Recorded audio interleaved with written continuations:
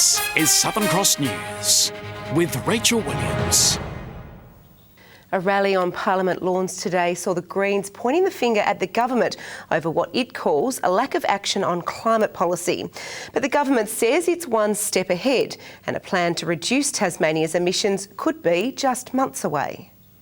Today's rally, one of 500 around the world. Participants pushing the message science and politics should go hand in hand. It's really important for scientists to speak up and for scientists to be really good communicators so that our government can make good decisions based on sound science. The Greens taking the opportunity to point the finger. Here in Tasmania, we still don't have a climate plan, for example, in an age of accelerating climate change. We need to have science at the table when we're developing policy and legislation. But in a statement, the government says it's developing a climate change action plan to be released this year. It says one of its aims will be to reduce the state's emissions. Meanwhile, the opposition were out in force, launching a campaign for Brian Rowe to win the upper house seat of Launceston in next month's election. Mr Rowe will be campaigning for the seat against Rosemary Armitage and Nerily Ellis. He has a really fantastic ethic when it comes to dealing with issues that matter to this community. He's connected with what's happening and he'll be a fantastic voice for Launceston in the Parliament. The government today also announcing former Tasmanian resident Richard Bingham as the new CEO of the Integrity Commission. Mr Bingham will remain in the position for 5 years. Louise Hedger, Southern Cross News. Tasmania Police is investigating the theft of fire service vehicles at Cambridge overnight. Police say offenders forced their way into a compound and stole the 2 flat tray Toyota Land Cruisers from the yard. Anyone with information is urged to contact Crime Stoppers. Tyres have hit the track for TARGA Tasmania's final practice run. The session allowing drivers to settle into the conditions while giving fans a heart-racing experience. Strap yourselves in, these are speed machines. Behind the wheel, drivers encounter 1.5 Gs around these bends, demanding concentration and courage. At a time when manufacturers are spending less on motorsport, it's great that we're offering something that they can get involved in without having to spend $10 or $15 million to do it. It's the final hit out before stage 1 on Monday. Down in pit lane, you can feel the buzz. Die-hard drivers and their dream wheels. It's such a rare event in the modern world to be allowed to race cars on public roads. So it is a money can't buy. One driver is Matt Close, the reigning champ in the GT2 division. His baby is this brand new Porsche 911. Close more than happy to demonstrate the strength and endurance these drivers need over the coming week. We just hit speeds of 250 kilometres per hour around the Symmons Plains racetrack, and I can tell you, that was one wild ride. Other fans enjoyed the same treatment ahead of the event, which has 300 competitors signed up. Ferrari are here for the first time, Lotus are here for the first time with tours, following Porsche, who have been with us for about 5 years now. And I think it's just it's more the holiday rather than the pressure of racing. Tom Johnson, Southern Cross News. Australia's second oldest botanical garden is getting ready to celebrate its 200th birthday. To mark the special occasion, the public is being asked to help create a book detailing the site's history.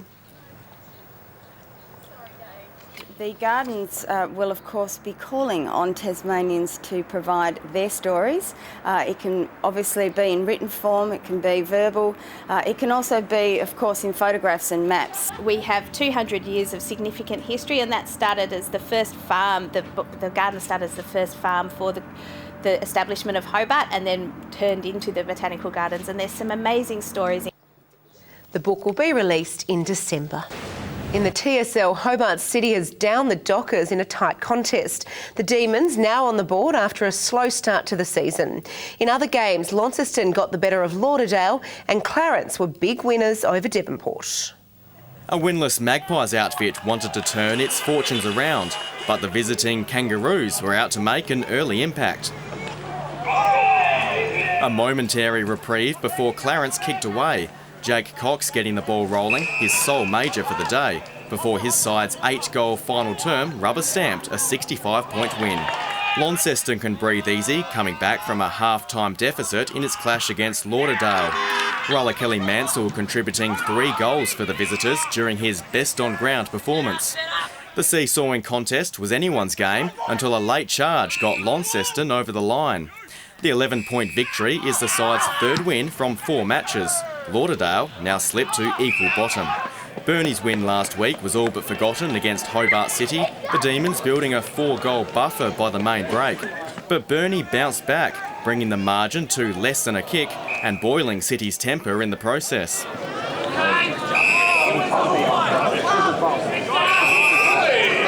When the dust settled, the Demons steadied, finishing 9 points clear at the final siren to record their first win. Both sides now share equal points on the ladder. Tom Johnson, Southern Cross News. To the Seabull now, and the Hobart Chargers have sent a message to the competition, with the men's side thrashing Sandringham 93-69 at the Derwent Entertainment Centre. Import Chris Whitehead was instrumental in the win, offering plenty of assists and contributing 20 points of his own.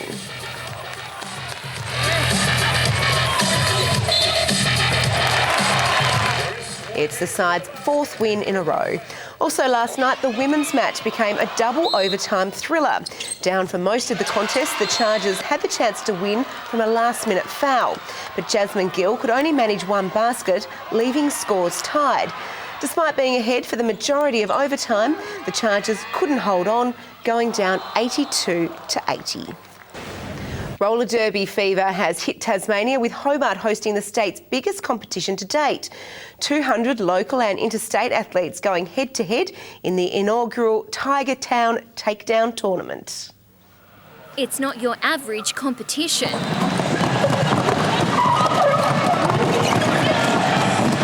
Teams across the nation battling it out for the first time ever in Tasmania. Hobart Convict City League relieved to have a turn at hosting the event. We have teams that have flown over from Perth, Canberra, we've got skaters and refs coming down from Adelaide and all over Tasmania, so it's a really big deal for us. We usually make 4 to 5 trips to the mainland every year, so for us to be able to have them on home ground is a really big treat and just a great showing of our sport. The teams are playing 14 games over 2 huge days, and the competition is fierce. There's just so much talent around it all that getting a chance to shake things out and have everyone come up against each other is really awesome and important to do.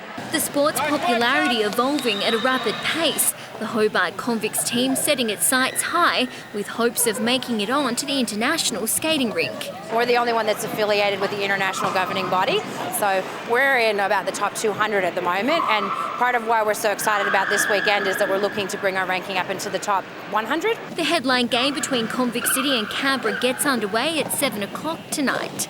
Alexandra Sykes, Southern Cross News.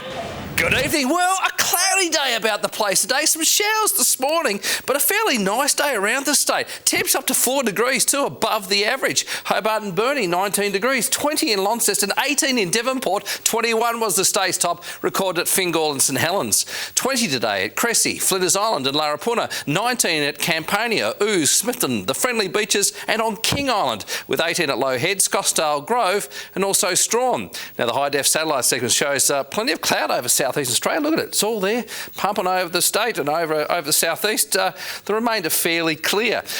And on the close-up, we can see clouds streaming down over Tasmania. Tomorrow, a low will be over Bass Strait with a high in the Bight, which will bring showers to most areas of the state.